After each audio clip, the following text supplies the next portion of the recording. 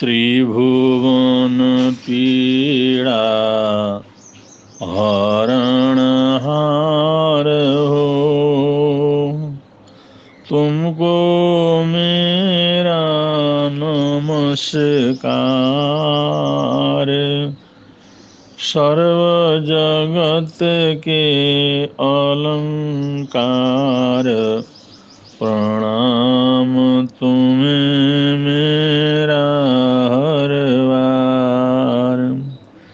तीन जगत के नाथ आपके चरणों में जाऊं बलिहार।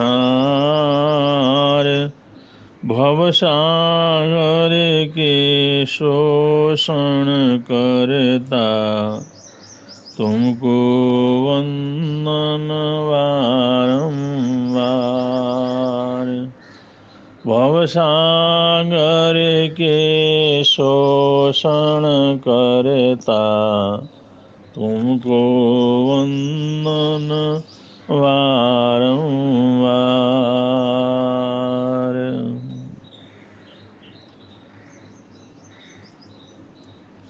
जिनेंद्र साधना पद्धति में जिस सूत्र का अधिक से अधिक उच्चारण किया जाता है,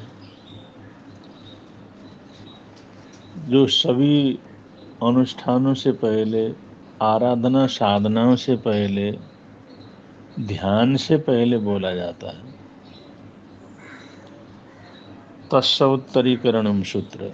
ये तस्य उत्तरीकरण सूत्र अपने आप में बहुत महत्वपूर्ण सूत्र है। और इसमें ये बात कही गई है कि अगर हम परमात्मा का ध्यान करते हैं, परमात्मा को याद करते हैं, परमात्मा का कोई आध्यात्मिक अनुष्ठान हम करते हैं, तो हमारा लक्ष्य क्या रहना चाहिए। तो उसी श्रृंखला में यहाँ पर शास्त्रकार ये कहते हैं कि पावाणम कम्माणं अणठाए ठामी काउशग्गम।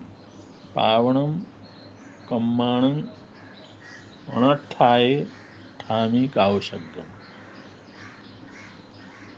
ये जो है इस सूत्र में आखिरी लक्ष्य की तरफ इशारा किया गया है।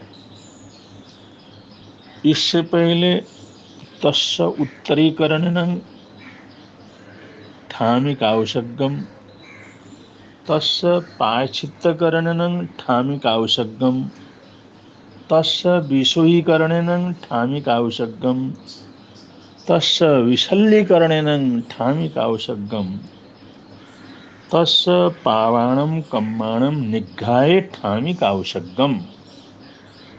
ये भी वो आदर्श सूत्र हैं जिन लक्ष्यों का भेदन करने के लिए ये हम आध्यात्मिक अनुष्ठान करते हैं, विशेष रूप से ध्यान और कायसर्ग की आराधना करते हैं। तो ये ध्यान और कायसर्ग की आराधना करने का सबसे उत्कृष्ट जो स्वरूप है, हमारा लक्ष्य है, उसकी तरफ निर्देशन करते हुए शास्त्रकारों ने ये बतलाया है, पावाणम कम्माणम अणठाए ठामी काउशग्गम। पाप कर्मों को सर्वथा नष्ट करने के लिए मैं काव्यसर्ग की आराधना कर रहा हूँ। अगर मैं काव्यसर्ग कर रहा हूँ, अगर मैं ध्यान कर रहा हूँ, अगर ये ध्यान का अनुष्ठान कर रहा हूँ, तो इसका लक्ष्य है, आखिरी लक्ष्य है, पावाणम कम्माणम नठाए, पाप कर्मों को नष्ट करना। अगर पाप कर्मों को नष्ट कर दिया तो उसी को मुक्तावस्था कहा जाता है, उसी को मोक्ष कहा जाता है, उसी को निर्वाण कहा जाता है, उसी को नमो अरिहंताणं सिद्धाणं अवस्था कहा जाता है। पावाणम कम्माणम नठाए, पाप कर्मों को नष्ट करने के लिए ठामी काउशगम, मैं कायुसर्ग की आराधना साधना कर रहा हूँ। ये बहुत ही श्रेष्ठ सूत्र है और हमें अपने आदर्श की तरफ इंगित करते रहने वाला सूत्र है, जिसको अर्थ सहित जीवन में समझ समझ करके उसका अनुष्ठान करना, समझ समझ करके उसको पढ़ना, समझ समझ करके प्रयोग करना, ये बहुत आवश्यक है। तो इसका तात्पर्य है कि जैसे पावाणम कम्माणम निघाय, पाप कर्मों का निर्घात करने के लिए, पाप कर्मों के ऊपर प्रहार करने के लिए, पाप कर्मों की शक्ति को क्षीण करने के लिए निर्घात निघाय ठामी काउसर्गम, मैं निर्घात करने के लिए काउसर्ग की आराधना करता हूँ। ये बात हुई थी। और उस पावाणम कम्माणम नठाए, निर्घात के बाद उसको नष्ट कर दिया जाता है। अब ये पाप कर्मों को नष्ट करने का जो उपक्रम है, उसी को निर्जरा तत्व कहते हैं। तत्व के अंदर अगर देखा जाए, तत्व के हिसाब से हिसाब लगाया जाए, तो पाप कर्मों को निर्घात करना, ये सब 17 प्रकार के संयम के अंतर्गत आता है। संयम से पापों को कमजोर किया जाता है, प्रतिज्ञाओं से, त्याग से, पचखान से, और निर्जरा के माध्यम से इन पाप कर्मों को नष्ट कर दिया जाता है। तो निर्जरा तत्व के अपने आप में 12 भेद हैं, 6 बाह्य और 6 अभ्यंतर। एक बाह्य निर्जरा तत्व और आंतरिक निर्जरा तत्व। इसको चलती हुई भाषा में, शास्त्रीय भाषा में तप भी कहा जाता है, तप का अनुष्ठान कहा जाता है। निर्जरा का मतलब तप। और ये बाह्य तप और आंतरिक तप से 12 प्रकार का कहा गया है। और बाह्य तपस्याओं में अनशन तप, उणोदरी तप, भिक्षातारी तप, रस परित्याग तप, काय क्लेश तप और प्रतिसंलीनता तप, ये 6 प्रकार के तप के द्वारा पावाणम कम्माणम पाप कर्मों को निर्घात कर दिया जाता है, उनको नठाए नष्ट कर दिया जाता है, जला दिया जाता, फेंक दिया जाता, उनका अस्तित्व ही खत्म कर दिया जाता है। और ऐसे जो आंतरिक भी हैं तपस्याएं, निर्जरा तत्व, और आंतरिक निर्जरा तत्व के अंतर्गत आता है प्रायश्चित्त तप, विनय तप, वैयावृत्त तप, स्वाध्याय तप, ध्यान तप और व्युत्सर्ग तप। ये 6 प्रकार की तपस्याएं आंतरिक हैं। इनके भी भेद हैं और प्रभेद हैं, इनके अनुष्ठान करने के अलग अलग तौर तरीके हैं, इनके अलग अलग प्रभाव है। तो अलग अलग आयामों में इनकी आराधना साधना की जाती है। ये जो निर्जरा तत्व है, इसका अलग ही अपना विषय है, अलग ही इसका स्वरूप है, और इतना विराट स्वरूप है कि 12 प्रकार की तपस्याएं, ये निर्जरा तत्व का विवेचन ये विशेष रूप से होता है। तो 6 प्रकार के बाह्य तप और 6 प्रकार का आंतरिक तप, 6 प्रकार का बाह्य निर्जरा और 6 प्रकार से आंतरिक निर्जरा। ऐसे बाह्य और आंतरिक रूप से पूरी तरह से पावाणम कम्माणम नठाए, उसके द्वारा नष्ट कर दिया जाता है। और यही काम करने के लिए ठामी काउसर्गम में काउसर्ग की आराधना कर रहा हूँ।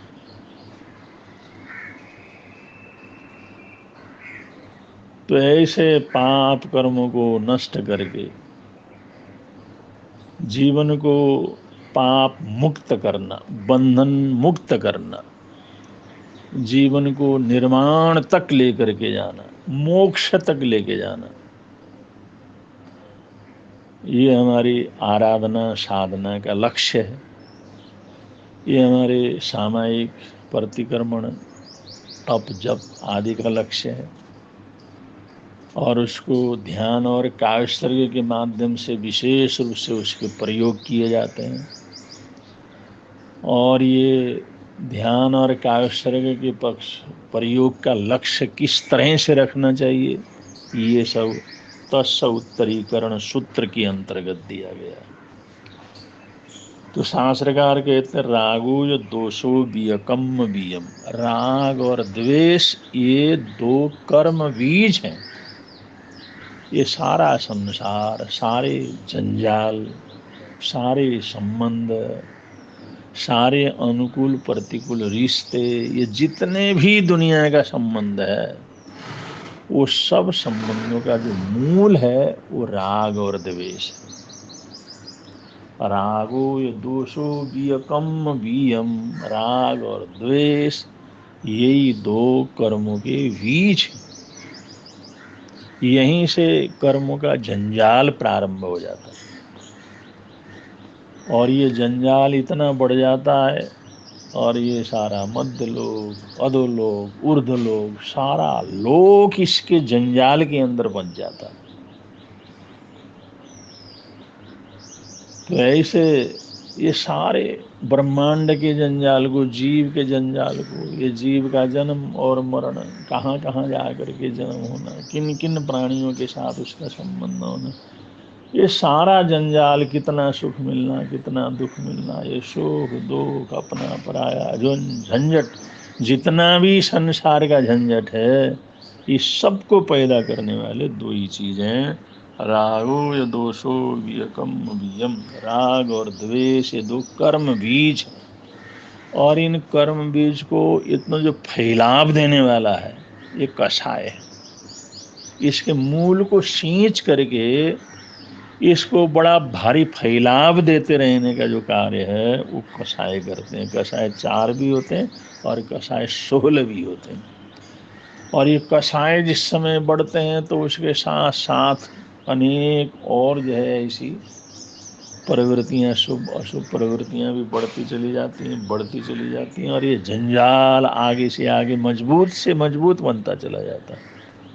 इतना जंजाल हो जाता है जो अनादि अनंत हो जाता है, न उसके आदि का कोई अंत है, आदि का कोई ज्ञान है, न उसका अंत कब होना है इसका पता है। ऐसे अनादि अनंत प्रवाह इसके अंदर शुरू हो जाता है और इस अनादि अनंत प्रवाह में या कोई जाकर के आगे में अंत तो कर सकता है, तो अनादि काल से चले आ रहे इस प्रवाह में, ये राग, इस प्रवाह के बीज में, मूल में रागो या दोषो, राग और द्वेष विद्यमान, और इनको ये जंजाल के रूप में फैलाने वाले कषाय हैं। और उसमें 18 प्रकार के पाप हैं और अनेक प्रकार की और इतनी जो है प्रकृतियां हैं। 8 कर्म उसके अंदर बनते हैं, 8 की मूल प्रकृतियां बन जाती हैं, 8 की उत्तर प्रकृतियां बन जाते हैं, फिर उनके भेद और प्रभेद बन जाते हैं। और ये सब जंजाल के रूप में हमारा चारों तरफ एक संसार पैदा हो जाता है, एक ब्रह्मांड का जंजाल पैदा हो जाता है। इन सब के मूल को नष्ट करने का प्रयत्न, इसके मूल में प्रहार करने का प्रयत्न, मूल से ही उसको उखाड़ करके फेंकने का जो प्रयत्न है, उस प्रयत्न को कहते हैं पावाणम कम्माणम उनठाए ठामी का आवश्यकम। इस पाप कर्मों को मूल से ही उखाड़ करके फेंकने का उपक्रम करने के लिए मैं ठामी काव्यसर्गम, काव्यसर्ग का अभ्यास कर रहा हूँ। तो ये जो काव्यसर्ग का अभ्यास है ये अपने आप में बहुत अद्भुत है। ये आत्मा को उत्तरीकरण करने से लेकर के, उसकी दिशा सही करने से लेकर के, जन्मों जन्मों संस्कारों को तोड़ने के उपक्रम को लेकर के, फिर उसका शुभ शुद्ध और विशुद्ध करने की प्रक्रिया, शल्य से रहित करने की प्रक्रिया, फिर पाप कर्मों को जो कमज़ोर करने की प्रक्रिया, उसके बाद उसको निकाल करके भस्मसात करने की प्रक्रिया, उसको नष्ट करने की प्रक्रिया, जड़मूल से उस संसार वृक्ष को निकाल करके जड़मूल से उसको नष्ट कर देना। इस उपक्रम के लिए इस उपक्रम की सिद्धि के लिए ये जो 12 प्रकार की तपस्याओं की आराधना की जाती है, वो तपे जाते हैं। और प्रत्येक साधक को 12 प्रकार की 17 प्रकार के संयम के साथ साथ 12 प्रकार की तपस्याओं को तपते रहने की प्रेरणा, उनको तप करना, निर्जरा का अभ्यास करना, ये परम आवश्यक है। तो संयम के द्वारा पापों को खंडित किया जाता है और तप के द्वारा उनको भस्मसात करके नष्ट कर दिया जाता है। तो ये सारे उपक्रम हमारे आराधना में होते हैं, साधना में होते हैं, सामायिक में विशेष रूप से इस कार्य को किया जाता है। और आगे प्रतिक्रमण आदि जो भी अनुष्ठान है, उन सभी अनुष्ठानों में इन्हीं प्रक्रियाओं को बार बार हम दोहराते रहते हैं, बार बार लक्ष्य की तरफ बढ़ते रहते हैं। कई बार हम फिसलते हैं, कई बार गिरते हैं, लेकिन फिर संभल करके चलते हैं।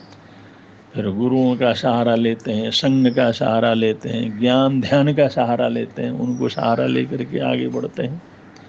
तो ये उपक्रम हमारे जीवन के अंदर चलते रहना है और ऐसा हमारे को भाव बनाते रहना चाहिए, मुझे पुनः पुनः मानव जन्म मिले और जन्म के साथ साथ जिनेंद्र भगवान की वाणी श्रवण करने का मौका मिले और हत भगवंतों का, बीतराग भगवंतों का सानिध्य प्राप्त हो, इस प्रकार का गौरव मिले और हर जन्म में सद्गुरु का समागम मिले, जो हमें ज्ञान चक्षु खोल करके सत्य का दिग्दर्शन कराता रहे।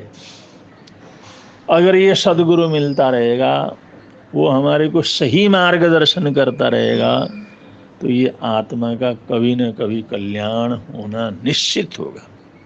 इसलिए सद्गुरुओं का मिलना, ये समाधान मिलना है। सद्गुरु का मिलना, ये सुख शांति मिलना है। सद्गुरु का मिलना, ये जीवन की सिद्धि को प्राप्त करना है। तो इसलिए सद्गुरु की आकांक्षा, सद्गुरु हमारे को मिले, सद्धर्म की हमारे को प्राप्ति हो और अरिहंत शासन में सम्मिलित होने का, उसका सदस्य बनने का हर जन्म में मुझे मौका मिले, ऐसी प्रार्थना भी और ऐसा मनोभाव भी बार बार दोहराते रहना चाहिए। क्योंकि जैसा मनोभाव हम दोहराते रहते हैं, गहराई से उसके अंदर ये इच्छा, ये जो भाव भावित करते हैं, तो वो विचार एक बीज के रूप में हमारे मस्तिष्क में, हमारे दिमाग में और आंतरिक भावों में, सबकॉन्शियस माइंड में उसको चले जाते हैं और वो उसी प्रक्रिया को पुनः पुनः हमारे सामने लाने का प्रयत्न करते हैं। इसलिए ऐसी भावना भाते रहना, ऐसी भावना भाते रहना, ये हम सब का अपना बड़ा कर्तव्य है। आप सभी लोगों ने बड़ी सद्भावना पूर्वक सामायिक सूत्र का एक कुछ साधारण विवेचन की प्रक्रिया में आप लोग सम्मिलित हुए और तस्य उत्तरीकरण सूत्र का जो महत्वपूर्ण एक विवरण है, महत्वपूर्ण जानकारी है, जैसे हमें आराध्य गुरुदेव भगवंतों की कृपा से उपलब्ध हुआ है, वह आपके समक्ष रखा है। जैसे आप लोग साधक हैं, ऐसे हम लोग भी साधक हैं और हमारे जीवन में भी पता नहीं कितने ऐसी गलतियां, कितनी कमियां विद्यमान है। इसलिए कोई भी इस सूत्र की व्याख्या करने में, इसको प्रस्तुत करने में भाषा संबंधी, भाव संबंधी कोई भी अभिनय आसात न हुई हो, तो उसके लिए देव गुरु धर्म के चरणों में नतमस्तक होकर के क्षमा प्रार्थना करते हैं और हमारी परूपणा सही रहे, वो सबसे जरूरी है। क्योंकि शास्त्रकार कहते हैं सम्यक दर्शन तभी हमारा जिंदा रह सकता है, अगर हम आचरण भी न हो तो कम से कम परूपणा तो सही करें। और सही परूपणा करने के लिए सही ज्ञान होना जरूरी है, सही दर्शन होना जरूरी है। सम्यक दर्शन होगा, सम्यक ज्ञान होगा, तभी सम्यक परूपणा होगी। और सम्यक आचरण न भी हो सके, उसमें कुछ कमी भी रह जाए, लेकिन अगर हमारी परूपणा बिल्कुल सही है, सही रूप से सत्य की परूपणा करते रहते हैं, तो सम्यक दर्शन हमारा निरंतर बना रहता है और कभी भी हमारे जीवन में उत्थान के, उत्तरीकरण के, ऊंचा उठने के, ऊर्ध्वागमन के हमारे चांस बने रहते हैं। तो ऐसी कृपा देव गुरु धर्म की हमारे ऊपर बनी रहे, ऐसी हार्दिक हार्दिक मंगल कामनाएं करते हैं। ऐसी हार्दिक हार्दिक प्रार्थना प्रभु परमात्मा शासनेश महाप्रभु से करते हैं। और आप लोग भी जो इस ज्ञान का लाभ ले रहे हैं, आप भी रुचि पूर्वक बार बार इसका श्रवण करें, इसको एक दूसरे को सुनाएं, एक दूसरे तक पहुंचाने का प्रयत्न करें, जिससे किसी न किसी को कभी न कभी जगने का मौका मिले, कुछ करने का मौका मिले, उसके निमित्त हम बन सकें। ऐसे भगवान की जो वाणी है, शाश्वत कल्याणकारिणी वाणी है, उसकी सेवा में कुछ न कुछ हमारा प्रयत्न होते रहना चाहिए। हम उन भगवंतों का क्या सेवा कर सकते हैं, देव गुरु धर्म के लिए क्या कर सकते हैं, बस उस सत्य को जितना बांट सकें बांटें, जितने जगह पहुंचा सकें पहुंचाने का प्रयत्न करें, जितने लोगों को ये ज्ञान का दाम दे सकते हैं देने का प्रयत्न करें। यही हमारी उन प्रभु परमात्मा के प्रति सच्ची पूजा, सच्ची आराधना, सच्ची साधना होगी। तो इस तरफ जरूर सभी लोगों को ध्यान रखना चाहिए। इन्हीं मंगल कामनाओं के साथ, इन्हीं सद्भावनाओं के साथ अपने वक्तव्य को विराम दे रहे हैं। बोलिए भगवान महावीर स्वामी की जय।